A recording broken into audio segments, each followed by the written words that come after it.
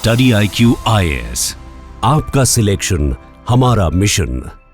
Hello everyone, मेरा नाम अंकित है और आप देख रहे हैं स्टडी IQ IAS।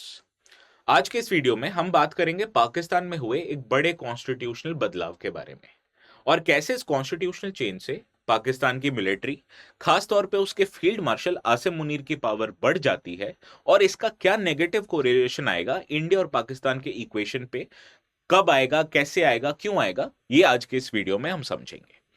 चलिए पहले ये समझते हैं ये कॉन्स्टिट्यूशनल चेंज का नाम क्या है। इस कॉन्स्टिट्यूशनल चेंज का नाम है 27th amendment of constitution of Pakistan और इससे काफी बड़े बदलाव होते हैं। सबसे प्राइमरी बदलाव है वो है creation of a new post जो है चीफ ऑफ डिफेंस फोर्सेस। और नो पॉइंट्स ऑफ गेसिंग, chief of defence forces of Pakistan जो पहला पोस्ट है ये दिया गया है फील्ड मार्शल आसिम मुनीर को। इस कॉन्स्टिट्यूशनल को चेंज समझने से पहले हमें यह समझना होगा कि यह कॉन्स्टिट्यूशनल चेंज पाकिस्तान के पॉलिटिकल स्ट्रक्चर को काफी डीपली चेंज करेगा। पहला चेंज होगा सिविलियन मिलिट्री इक्वेशंस को मिलिट्री के फेवर में टिल्ट करना। दूसरा चेंज है उसके जुडिशियल स्ट्रक्चर में जो एग्जिस्टिंग स्ट्रक्चर को वीकन करता है। और तीसरा चेंज है जो पाकिस्तानी रिटायर्ड ऑफिशियल्स हैं मिलिट्री के, इनको सिविलियन और क्रिमिनल केसेस से इम्यूनिटी देना। इन कॉन्स्टिट्यूशनल चेंजेस को समझने से पहले अगर आपको ये नोट्स डाउनलोड करना है तो ये आपको मिलेगा एक पर्टिकुलर टेलीग्राम चैनल पे जिसका नाम है ADS लाइव। इस चैनल पे जाएं, नोट्स वहां आपको मिलेंगे, आप डाउनलोड कर सकते हैं, पर हाँ, इस चैनल को सब्सक्राइब करना ना भूलें। चलिए अब ये समझते हैं पाकिस्तान के कॉन्स्टिट्यूशन में 27th अमेंडमेंट के द्वारा क्या चेंजेस किए गए। जैसा कि मैंने आपको सबसे पहले बताया, पहला चेंज है creation of a new post जो है चीफ ऑफ डिफेंस फोर्सेस। और पाकिस्तान में चीफ ऑफ डिफेंस फोर्स उसी आदमी को बनाया जाएगा जो पाकिस्तानी आर्मी का हेड होगा। और ये चीफ ऑफ डिफेंस फोर्स खाली पाकिस्तानी आर्मी का ही हेड नहीं, पाकिस्तान नेवी, पाकिस्तान एयरफोर्स और उसके न्यूक्लियर फोर्सेस को भी हेड करेगा। तो आप समझ सकते होंगे इस कॉन्स्टिट्यूशनल चेंज से आर्मी चीफ के हेड को सबसे ज्यादा प्राइमेसी दी गई है from all the other military services. दूसरा चेंज है सिविलियन मिलिट्री ऑफिसर्स को इम्यूनिटी प्रोवाइड करना। 5 स्टार रैंक के ऑफिसर्स जैसे कि फील्ड मार्शल, ये फ्यूचर में कोई भी सिविल या क्रिमिनल केसेस से और उसके प्रोसिक्यूट होने से इम्यून होंगे। और यही नहीं, वो रिटायर होने के बाद भी इससे इम्यून रहेंगे।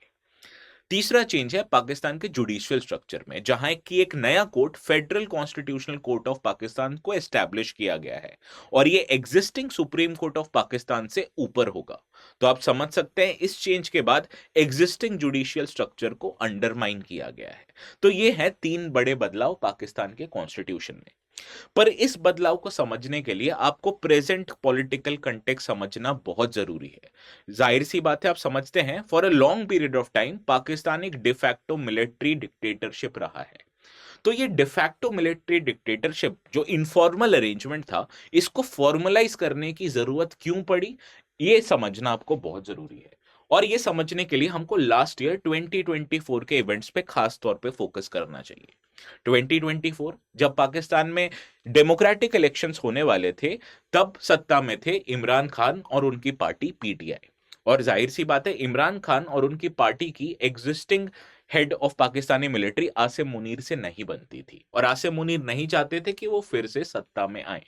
तो आसिम मुनीर ने क्या किया, उन्होंने पाकिस्तानी PTI और इमरान खान को प्रोसिक्यूट किया, उनको जेल में डाल दिया और इससे पब्लिक एंगर इन पाकिस्तान काफी बढ़ गया। यही नहीं, जो पाकिस्तान में इलेक्शंस हुए, पाकिस्तानी आर्मी और मिलिट्री ने उसको रिग किया और यह इंश्योर किया कि उनके स्टूज शहबाज शरीफ पाकिस्तान के नए प्राइम मिनिस्टर बन जाए। तो इन सारे चेंजेस के कारण, खास तौर पे इलेक्शंस को रिग करके अपने स्टूज को पाकिस्तानी प्राइम मिनिस्टर बनाने का एक कॉन्सिक्वेंस था कि जो पाकिस्तानी आर्मी की लेजिटिमेसी है, जो मॉरल अथॉरिटी है, वो काफी ही डिक्लाइन हो गई और ये नेगेटिवली इंपैक्ट किया पाकिस्तानी आर्मी की डोमेस्टिक स्टैंडिंग को। तो इस डोमेस्टिक स्टैंडिंग को अंडू करना पाकिस्तानी आर्मी की पहली प्रायोरिटी थी। अब इस चेंज को लाने के लिए पाकिस्तानी आर्मी या उसके मिलिट्री को कोई एक्सक्यूज चाहिए था और उन्हें 2025 में 2 बहुत बड़े एक्सक्यूज मिले। पहला एक्सक्यूज था पाकिस्तान में इंटरनल डिस्टरबेंस। पाकिस्तान लंबे समय से अलग अलग कंट्रीज, खास तौर पे इंडिया में टेररिज्म प्रमोट करता आया है, पर इसका उन्हें इस दवाई का असर उन्हें अपने कंट्री पे भी दिखा। 2 ऑर्गेनाइजेशंस तहरीक तालिबान पाकिस्तान, बलोचिस्तान लिबरेशन आर्मी, इन दोनों ही ऑर्गेनाइजेशन ने लास्ट 1 ईयर में पाकिस्तानी आर्म्ड फोर्सेस के काफी सारे सोल्जर्स मारे हैं। अराउंड 2300 मिलिटेंट अटैक्स पाकिस्तान में 2-3 सालों से हुए हैं और इसका डायरेक्ट कॉन्सिक्वेंस होता है पाकिस्तान की इंटरनल सिक्योरिटी पे। तो सबसे बड़ा एक्सक्यूज पाकिस्तानी आर्मी को मिला कि जो लॉ एंड ऑर्डर है पाकिस्तान में वो इंश्योर करता है पॉलिटिकल एग्जीक्यूटिव। तो पाकिस्तानी आर्मी ने पहला ये प्रोट्रे किया कि पॉलिटिकल एग्जीक्यूटिव पाकिस्तान में लॉ एंड ऑर्डर इंश्योर करने में सक्षम नहीं है, तो आपको लॉ एंड ऑर्डर इंश्योर करने के लिए मिलिट्री को ज्यादा पावर देना चाहिए। और दूसरा एक्सक्यूज पाकिस्तानी आर्मी को मिला इंडिया के साथ कॉन्फ्लिक्ट जो ऑपरेशन सिंदूर के सामने हुआ। जाहिर सी बात है, ऑपरेशन सिंदूर में आप और हम सब जानते हैं इंडिया ने पाकिस्तान पे कितने बम मारे। अब इसका कॉन्सिक्वेंस पाकिस्तान में एक पब्लिक सपोर्ट फॉर्म हुआ जो पाकिस्तानी आर्मी के फेवर में गया और इस दोनों एक्सक्यूज को लेके पाकिस्तानी आर्मी और उसके मिलिट्री ने यह इंश्योर किया कि पाकिस्तान की सिक्योरिटी, लॉ एंड ऑर्डर, इसको इंश्योर करेगी डिफेंस लीडरशिप, ना कि पॉलिटिकल लीडरशिप। तो यही ग्राउंड था जिसके बेसिस पे पाकिस्तानी मिलिट्री ने पाकिस्तान कॉन्स्टिट्यूशन में बड़े बदलाव किए। अब ये समझते हैं इस बदलाव के कारण पाकिस्तान के गवर्नेंस में क्या चेंजेस आए हैं। सबसे पहला चेंज है सिविलियन और मिलिट्री इक्वेशन। आप समझते हैं पाकिस्तान में जो सिविलियन और मिलिट्री इक्वेशन है आमतौर पे डेमोक्रेटिक कंट्री से काफी डिफरेंट है। फॉर एग्जाम्पल इंडिया में जो मिलिट्री लीडरशिप है वो सिविलियन अथॉरिटी के अंडर होती है, पर पाकिस्तान में ये एग्जैक्टली ऑपोजिट है। पर ये हमेशा से इनफॉर्मल प्रोसेस रहा था, अब इसको काफी ज्यादा फॉर्मलाइज किया गया है। फॉर्मलाइज कैसे? पहली बात, पाकिस्तानी आर्मी को उसके डिफेंस का ठेका दे दिया गया। दूसरा चेंज है पाकिस्तानी आर्मी के चीफ को बाकी सर्विस चीफ से सुपीरियर बनाया गया। तो इसका कॉन्सिक्वेंस है जो सिविलियन मिलिट्री लीडरशिप है पाकिस्तान में, जो हमेशा से मिलिट्री के फेवर में टिल्ट रही है, वो अब और ज्यादा फॉर्मलाइज हो गई है। दूसरा चेंज है जुडिशियरी इन पाकिस्तान के रोल पे।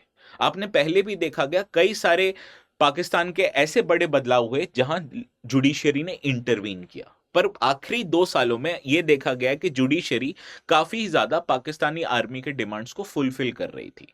तो इसीलिए पाकिस्तानी आर्मी ने सोचा कि जुडिशियल स्ट्रक्चर को अंडरमाइन किया जाए, इसीलिए उन्होंने एक नया फेडरल कॉन्स्टिट्यूशनल कोर्ट एस्टैब्लिश किया जो existing supreme court of Pakistan से सुपीरियर है। यही नहीं, जो जजेस मिलिट्री रूल के खिलाफ थे, जो उसके क्रिटिकल थे, पाकिस्तानी आर्मी ने स्ट्रक्चरली उनको भी साइडलाइन कर दिया। तो ये चेंज है पाकिस्तानी गवर्नेंस में। दूसरा बहुत बड़ा चेंज है emergence of a new model of governance in Pakistan. जैसा कि मैंने आपको पहले ही बताया था, पाकिस्तान का जो पॉलिटिकल सिस्टम है, on the face of it looks democratic. मतलब पाकिस्तान गवर्नमेंट के हेड होते हैं प्राइम मिनिस्टर, बट आप सबको पता है, मुझे भी पता है, जो पाकिस्तान की रियल पावर है वो पाकिस्तानी प्राइम मिनिस्टर नहीं एक्सरसाइज करते हैं, वो एक्सरसाइज करते हैं आर्मी के चीफ। और इसी स्ट्रक्चर को जो पहले इनफॉर्मल हुआ जाता था, अब more and more formal direction में बढ़ रहा है इस 27th अमेंडमेंट ऑफ कॉन्स्टिट्यूशन से। जो आर्मी पहले इनडायरेक्टली रूल कर रही थी, अब वो डायरेक्ट रूल कर पा रही है विदाउट फॉर्मलाइजिंग अ मिलिट्री कू। यही नहीं, पाकिस्तानी जनता को कौन अकाउंटेबल है, कौन उनको जवाबदेह है? पाकिस्तानी मिलिट्री नहीं, पाकिस्तानी पॉलिटिकल क्लास।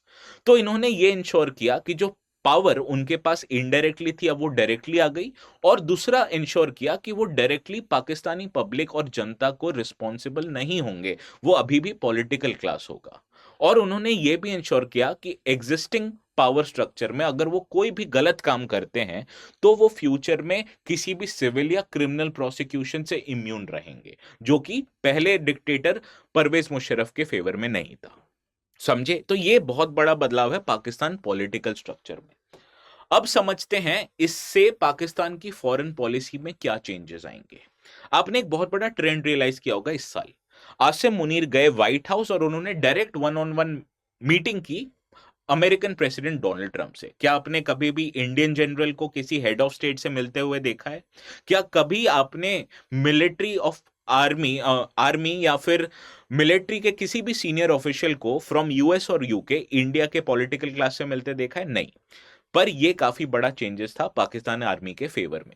जो कंट्री हमेशा से डिस्करेज करती थी पाकिस्तान में मिलिट्री को, आज वही कंट्री पाकिस्तान के हेड ऑफ डिफेंस से डायरेक्टली मिल रही है। तो यह दर्शाता है कि और भी देश इस फॉर्मलाइज चेंजेस को एक्सेप्ट कर रहे हैं।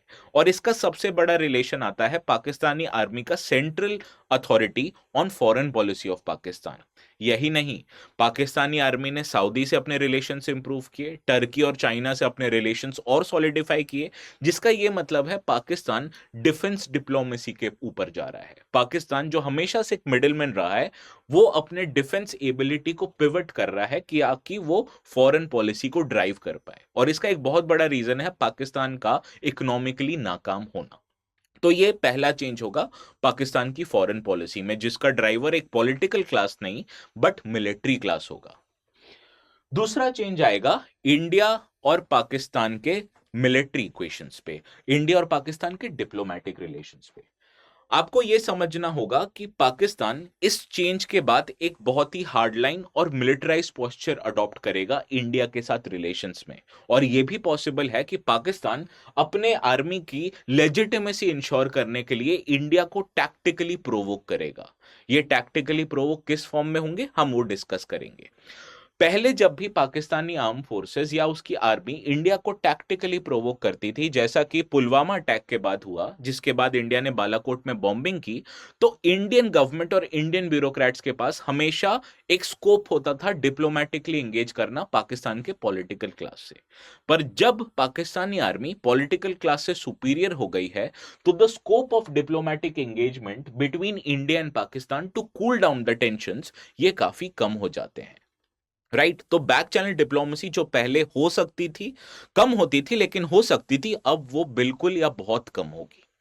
दूसरा चेंज है टैक्टिकल प्रोवोकेशन के बारे में। जैसा कि मैंने आपको बताया, अपने रूल को कंसोलिडेट करने के लिए, अपनी लेजिटिमेसी, पाकिस्तान के इंटरनल पॉलिटिक्स को डोमिनेट करने के लिए पाकिस्तानी आर्म फोर्सेस कई बारी इंडिया को टैक्टिकली प्रोवोक या उंगली करना चाहेगा। और ये टैक्टिकल प्रोवोकेशंस किस फॉर्म में होंगे? हो सकता है Pakistani army frequently cease fire violations करना स्टार्ट कर दे, हो सकता है वो टेररिस्ट को इन्फिल्ट्रेट करें इंडियन बॉर्डर्स के अंदर, ये भी हो सकता है कि वो drone based smuggling route use करें ड्रग्स को भेजने में, आर्म्स को भेजने में अक्रॉस इंडियन बॉर्डर।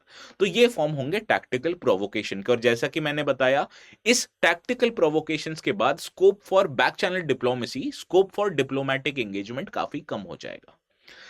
तीसरा कॉन्सिक्वेंस है strengthening of Pakistan China axis. India के डिफेंस फोर्सेस ने हमेशा से एक इक्वेशन में रख रखा है about the possibility of two front war, one with Pakistan and one with China at the same time. और इस पाकिस्तान मिलिट्री के पावर में आने से यह पॉसिबिलिटी काफी ज्यादा बढ़ गई है। तो जाहिर सी बात है इंडियन आर्म फोर्सेस को इस चांस को फैक्टर इन करना पड़ेगा अपने डिसीजंस में। पर यह एक मौका जरूर देता है इंडिया को इस सिचुएशन को एक्सप्लॉइट करने का।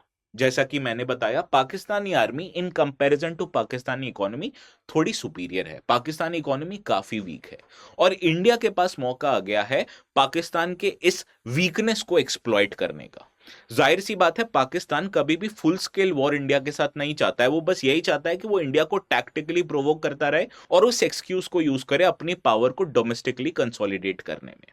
वहीं इंडिया का इंटरेस्ट आता है पाकिस्तान को एक लंबे वॉर में फंसाने में, क्योंकि पाकिस्तान की इकोनॉमिक एबिलिटी नहीं है कि वो वॉर को सस्टेन कर पाए या इंडिया को डोमिनेट कर पाए। राइट तो अगर मिलिट्री डोमिनेंस आता है इंडिया को टैक्टिकली प्रोवोक करने में, तो इंडिया इस सिचुएशन को एक्सप्लॉइट कर सकता है और इसका डायरेक्ट नेगेटिव कोरिलेशन आएगा पाकिस्तान पे। क्योंकि अगर पाकिस्तान वॉर में फंसता है या वॉर में फंसता हुआ दिखता है, तो उसमें जो फॉरेन इन्वेस्टमेंट है वो एकदम ही नहीं होगा और पॉलिटिकल इंस्टेबिलिटी पाकिस्तान में बढ़ जाएगी, जो खास तौर पे मिलिट्री के लिए काफी डेंजरस है। और यही बात है जो इंडिया को एक स्ट्रेटेजिकली एक्सप्लॉइट करना चाहिए to expose what is Pakistan doing, खास तौर पे इंडिया में जहां वो टेररिज्म प्रमोट करते हैं। इस टॉपिक पे काफी सारे क्वेश्चंस आए हैं यूपीएससी एग्जाम में। इन क्वेश्चंस को सॉल्व करने से पहले हम एक इंपॉर्टेंट इशू पे डिस्कस करते हैं, जो है रेजोल्यूशन प्लस बैचेस। जो मैंने अभी बताया वो डायरेक्टली कोरिलेटेड है इंटरनेशनल रिलेशन सब्जेक्ट से, पर यूपीएससी में खाली इंटरनेशनल रिलेशंस नहीं है। यूपीएससी में क्वालिफाई करने के लिए आपको polity, economy, history, geography, internal security, इन सब्जेक्ट्स पे काफी डीपली कवर करना पड़ेगा। इनके नोट्स होने चाहिए, और ये आपको कहाँ मिलेगा? ये मिलेगा रेजोल्यूशन प्लस बैचेस में। इनको सब्सक्राइब करने के लिए दो बात याद रखें। पहला कि ये जो बैचेस हैं ये हिंदी, इंग्लिश और बाइलिंगुअल लैंग्वेज में अवेलेबल हैं for different students who are looking to give exams in 2027 और इन 2028। पर इन बैचेस को सब्सक्राइब करने से पहले अगर आप कोड ATS लाइव लगाते हैं तो आपको as much as 7,000 rupees discount मिलेगा हर कोर्सेज पे। खाली रेजोल्यूशन प्लस बैचेस नहीं जो कि फाउंडेशन बैचेस हैं, बट ऑप्शनल कोर्सेज पे भी। तो ये बात जरूर ध्यान रखें। चलिए अब ये क्वेश्चन देखते हैं जो आया है यूपीएससी 2014 में। रैडक्लिफ कमीशन किस चीज के लिए अपॉइंट किया गया था? काफी इजी क्वेश्चन है। प्लीज अपना आंसर इस कमेंट सेक्शन में दें।